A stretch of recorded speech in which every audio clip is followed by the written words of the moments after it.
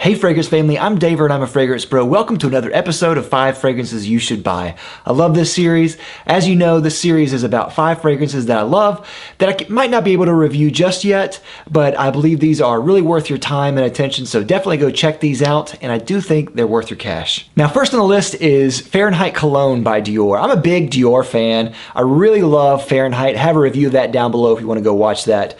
Really love Fahrenheit. It's a fantastic fragrance. One of my criticisms of the original Fahrenheit is that it's so dense that it doesn't seem for me to work really well in the summer.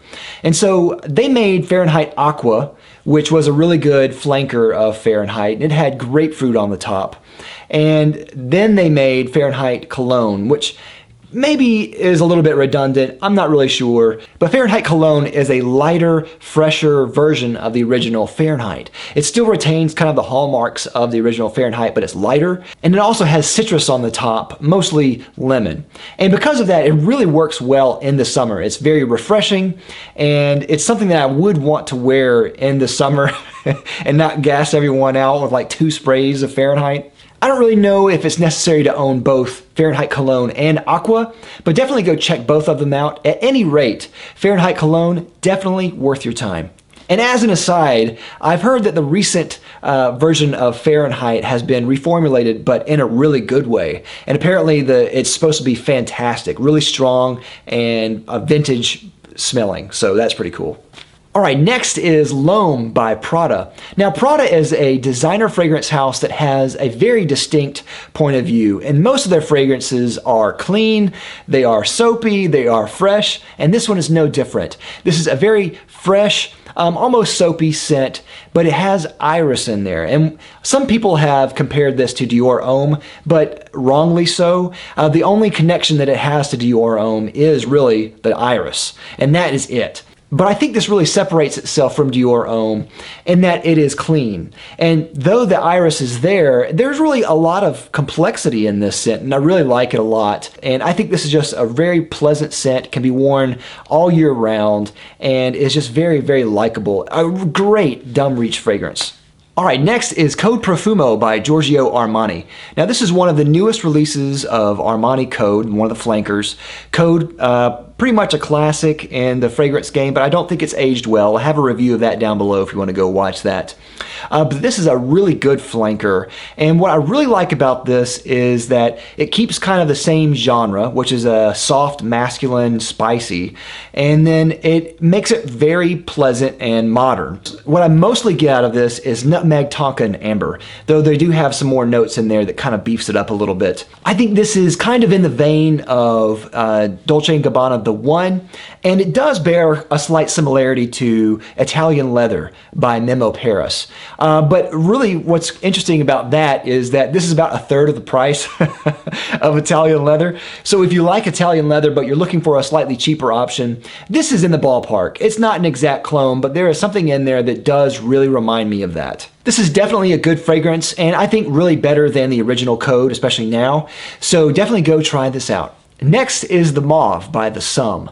Now the Sum is a fragrance line that came out of a jewelry line called the Sum, and the fragrances were designed by imaginary author's perfumer Josh Meyer.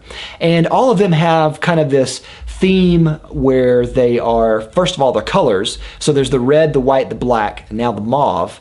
But they also have kind of this undertone of a slightly metallic twinge in there, which I think is really cool. The mauve stays with that theme, and it still has kind of that metallic twinge just in the background, but it's a lavender scent. And I don't normally like lavender scents. I think that they usually skew as generic or mainstream, but this is not that. And I think that's a big feat there. It is a great musky lavender scent with that hinge of metallicness in there, and it almost has kind of like a bleached smell.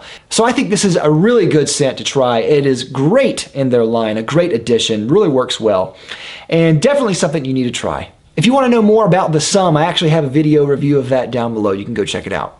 And last but not least is Coeur du Desert by Andy Tower. Andy Tower, very prolific perfumer and fragrance house. And this one is his newest one. And if you're thinking by the name that has kind of a desert, L'air du désert américain kind of resemblance, the smell has that resemblance as well. So there is definitely a connection to L'air du désert américain. Now, even though I don't like L'air du désert américain personally, I do understand why people like it. And this one is, I think, an improvement on that design. It has kind of that same theme, some of the same notes actually, so immediately it reminds me somewhat of that scent, but there's leather on the top, which is where the name is derived from. The leather is really an improvement on the scent itself because it adds kind of this round, thick top to it, which I think the top of L'air du désert américain, for me, had a little bit too much of a harsh, sharp edge. So this is definitely more of a leather pronounced top with that sandy, earthy, spicy, dry quality of L'air du désert américain.